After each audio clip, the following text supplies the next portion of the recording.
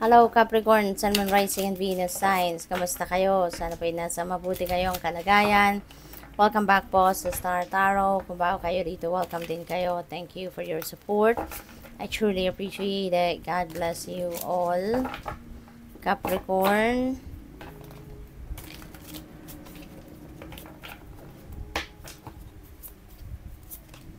We have the Emperor energy. And so, this is good. Kasi stability ito si Emperor, no? Stability ito sa inyong money, career, finances, stability sa inyong pamilya, relationships, mga ganon. Kaya magandang papunta kayo sa pagiging, yung pag-organize ba, no? Pag-organize ng sarili ninyo, ng sitwasyon ninyo sa life, yung ganon. Maaari din na magfo-focus kayo ngayon sa pag-build, no, ng sarili ninyong sa pag-build ng sarili ninyong financial empire, pag-build ninyo ng sarili ninyong sarili ninyong kayamanan, 'di ba? Yung pag-iipon, yung ganon, pag-save ninyo for the future, maaring yan ang isa sa magiging focus ninyo sa ngayon. Maaring yan ang isa sa mga ipa-prioritize ninyo sa ngayon, ano? Kaya good luck sa iyo, Capricorn. This is also possible na ang iba sa inyo will be promoted, no, to a leadership role. Baka kayo may lalagay ngayon sa isang managerial position kung kayo ay nagtatrabaho. Six of Materials, ayan. So, this is prosperity, abundance coming your way. Meron ditong perang paparating, and yung perang ito could come from various sources. Pwedeng maging donation ito sa inyo, regalo, bonus sa trabaho, baka merong inheritance, no? Pwede rin na yan ang panggagalingan ng inyong pera. So, that is also possible. Okay? So, good luck sa iyo dyan. What else? We have 8 of Emotions. Wow. So, meron kayong iiwanan. Meron kayong tatalikuran. This is somehow a huge decision para sa iyo. Diba? Kasi, ano ito dati, kung ano man ang iiwanan ninyo yung sitwasyon dito, it could be relationship, it could be family, it could be trabaho, career, depende sa inyong sitwasyon, ano. But, medyo this is huge decision para sa iyo. Kasi, dati naman, naging masaya ka rin naman dito sa sitwasyon na iiwanan mo. Naging fulfilled ka din dyan. Naging contented ka naman. Naging happy ka naman sa sitwasyon na yan before. Pero ngayon, you're going to move on from that. You are going to decide to move on from that. Kasi nga, parang naghahanap ka ngayon ng mas yung parang naghahanap ka ng deeper meaning of your life, no? At hindi mo yan nararamdaman sa kung ano yung ginagawa mo sa ngayon, kung ano yung trabaho mo, or kung ano yung kinalalagyan mong sitwasyon sa ngayon. Hindi mo yan nafe-feel, and that is what you are seeking right now, no? Parang naiisip mo, bakit ako nandito sa mundo, 'di ba? Why am I here for? Ano ang purpose ko? Anong mission ko? At maaring hindi mo talaga nafe-feel yan, hindi mo nahahanapan ng sagot yan sa current mong sitwasyon. Kaya gusto mong mag-move on from that para hanapin, no, ang kasagutan sa inyong mga tanong. Yung ganon, no? So, pwedeng pwedeng may travel din dito because maaaring kailangan mong umalis physically from that situation, no? Para mahanap mo yung sarili mo somewhere, yung ganon. What else? We have the moon. Ayan, you're divinely guided, no? Capricorn, ginagabayan ka ng divine universe sa lahat ng mga ginagawa mo sa ngayon. Itong pag-move on mo, no? Parang itinanim sa isip mo yan ang universe, no? Kaya ka nag-iisip ng ganyan. Ano yan sa'yo? Yung parang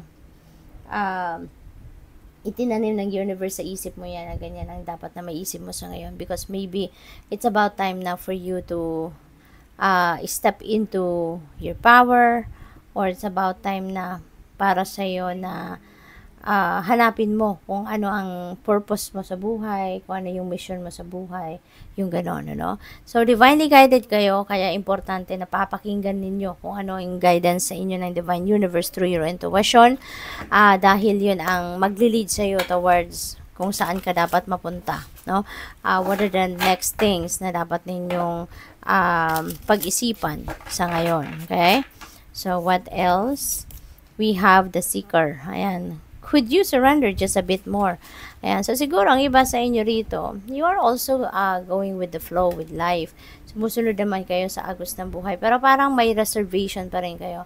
Parang a part of you is still holding on to something na parang ganito ang gusto ko, yung ganon. Kung ano yung gusto mo, 'di ba? Maaring meron pang parte ang isip mo na ganon pa rin ang iniisip, no? Ganon pa rin ang nilalaman. Kaya parang sinasabi ng universe dito na i-ano mo na yan, i-surrender mo ng lahat yan and I'll take care of you. Ako nang bahala sa iyo, 'di ba? So pwedeng ganun ang ano dito, yung parang message para sa iyo. Kaya ibigay mo ng lahat, wag ka nang magduda, no?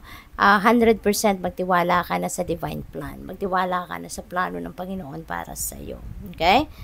So, yun. What else? We have, may sweet and soft things finds you. Wow. So, napakaganda naman. Kasi, maaaring, ang iba sa inyo rito is also, talagang naghahanap kayo ng magagawa ninyo or naghahanap kayo ng ng pwedeng magdudulot sa inyo, mga pangyayari na magdudulot sa iyo ng saya, magdudulot sa iyo ng pagiging kalmado, harmony within yourself and other people, yung mga ganun ba, no?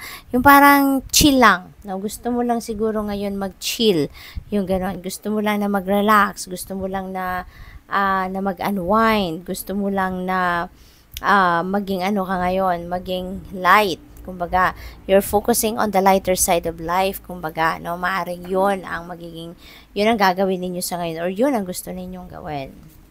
What else? We have, there is a reason you have those dreams, okay? So, maaring yung mga panaginip na to, is also guidance, no? Part of guidance sa inyo ng universe. Kasi, sometimes, no, hindi tayo nakikinig sa ating intuition. Hindi natin pinapakinggan yung mga intuitive messages na binibigay or pinapadala ni Lord sa atin, Kaya, minsan dinadaan ng divine, no, doon sa ating mga panaginip ang mga mensahe niya para mapansin natin. Kaya, lately, siguro, may mga panaginip kayo, no? And those are guidance, no, sa inyo ng universe. Kaya importante na i-decode ninyo ang ibig sabihin ng inyong panaginip. May mga elemento tayo nakikita sa ating panaginip, 'di ba? At kung ano tong mga elemento na natatandaan nyo, na nakita nyo sa inyong panaginip, na pagising ninyo, sulat ninyo yan before it totally slips away from your mind. Isulat ninyo yan at i-google ninyo. Hanapin ninyo yung dream meaning, no, ng kung anumang elements. Kunyari, may nakita kayong bulaklak, diba? May nakita kayong ibon, may nakita kayong kung anong klaseng hayop sa inyong panaginip, or kung ano yung mga nakita ninyo sa inyong panaginip na natatandaan ninyo, ay i-google ninyo kung anong dream meaning ng mga yon. Kasi yun ang gabay sa inyo ng universe. Yun ang merong ibig sabihin siya sa iyo. May impormasyon siya, may mga insight siya na gusto niyang malaman mo, no? And that is something that can guide you. Okay? So, aside from listening to your intuition, pay attention to your dreams as well, at saka yung mga vision, no? Kasi maaaring meron din vision na pinapadala sa inyo ang divine universe. Kaya feeling ko ngayon with all this, baka yung psychic abilities ninyo, yung intuitive abilities ninyo are on point at this time. Kaya gamitin nyo yan to your advantage. Okay? We have energy. Ayan, call your energy back to you. Ayan, so siguro, na kayo, exhausted, no? Physically, mentally, emotionally.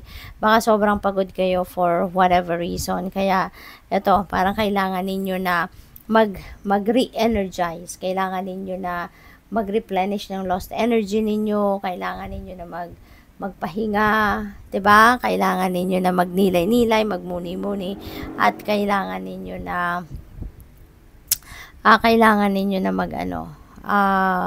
mag-rejuvenate and recuperate so that you can recharge, no, your body. Okay? So good luck. Thank you for watching Love and Light. Namaste.